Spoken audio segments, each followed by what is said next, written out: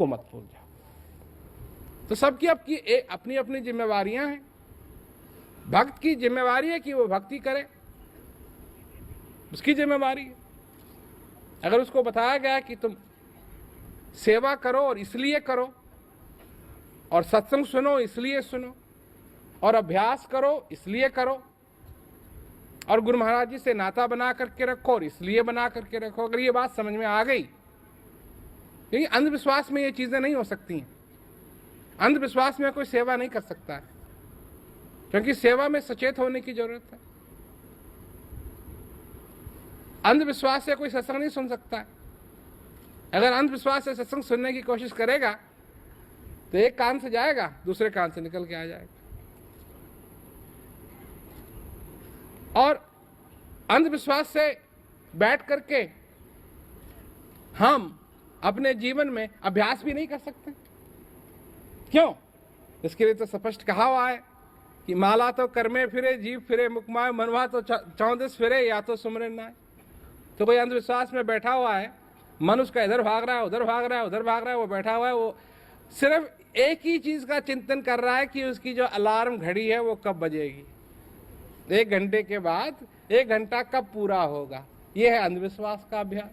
तो इससे फिर फल क्या मिलेगा? इससे आनंद क्या मिलेगा? और गुरु महाराज जी से नाता अंधविश्वास में हो नहीं सकता है, क्योंकि हम जीवित हैं। ये भी नाता होना चाहिए। तो ये सारी जो बातें हैं, ये सारी जो चीजें हैं, इसकी जिम्मेवारी, इन बातों को समझने की जिम्मेवारी हमारी है। और हम इस बात को समझें, और अगर इस बात को समझ गए हम, तो हमारे लिए सब कुछ आसान हो जाएगा। हमारा पता नहीं कितना समय इसी में लग जाता है, करूं न करूं, करूं न करूं, करूं न करूं। इससे तो भला यह है कि बैठ करके एक डिसीजन ले लो, एक निर्णय ले लो, करना है या नहीं करना है। हमारे साथ भी यही होता है ना, करूं ना करूं, करूं ना करूं, अभ्यास करूं, नहीं, हाँ नहीं, हाँ, सत्संग में चलूं, नहीं, हाँ नहीं, हाँ। तुम्हारा समय है भाई,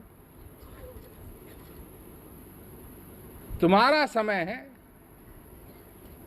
और जो इस निर्णय को लेने में फेंक रहे हो तुम, लूं न लूं, जाऊं न जाऊं, बैठूं न बैठूं, सुनूं न सुनूं, इसीलिए हमने ये प्रबंध किया है कि धीरे धीरे सब लोग, और ये हो जाएगा कि घर बैठे लोग सत्संग सुन सकेंगे। और अब संभव हो रहा है धीरे धीरे। विदेश में तो काफी स्तर पे हो गया है।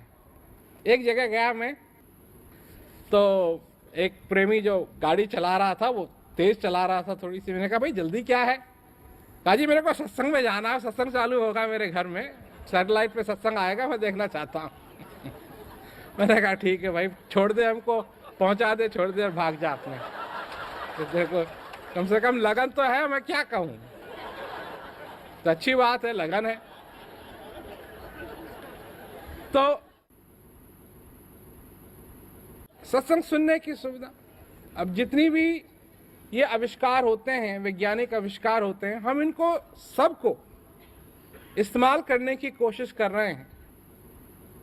ये प्रचार के काम में आए, सत्संग के काम में आए, लोगों तक इत्तला पहुंचने के काम में आए। और जब ये चीजें आसानी से हो जाती हैं, और मैं सच कह रहा हूं कि जो तुमको ज्ञान मिल गया है, जो तुमको आनंद मिला, जो आज तुमको अगर थोड़ा सा भी आनंद मिला जब तुमने बैठ करके अभ्यास किया, ये थोड़े से आनंद के लिए प्राचीन काल में लोग अपनी सारी जिंदगी को कुर्बान किया करते थे, जो कि तुमको हर रोज मिल सकती है, जो कि तुमको हर रोज मिल सकती है। तो तुम्हारी भी कुछ जिम्मेवारी बनती है, और इस जिम्मेवारी को संभालो। न को ऐसे कूदते मत रहो। तुम्हारी जिम्मेवारी है कम से कम बैठो। केवट की जिम्मेवारी है, गुरु महाराज की जिम्मेवारी है कि तुमको उस पार ले जाएंगे, तुम्हारे भव सागर के उस पार ले जाएंगे, परंतु तुम बैठो और बैठे रहो। ये नहीं है कि हाँ कूद जाता हूं, मैं कूद जाता हूं, कूद जाता हूं, कूद जाता हूं। अपने जीवन के अंदर संशय की गुंजाइश ही नहीं छोड़नी चाहिए, गुंजाइश नहीं छोड़नी चाहिए। यह है जिम्मेवारी। जो लोग इस आनंद के रास्ते पर चल करके अपने जीवन को सफल बनाना चाहते हैं, यह है उनकी जिम्मेवारी।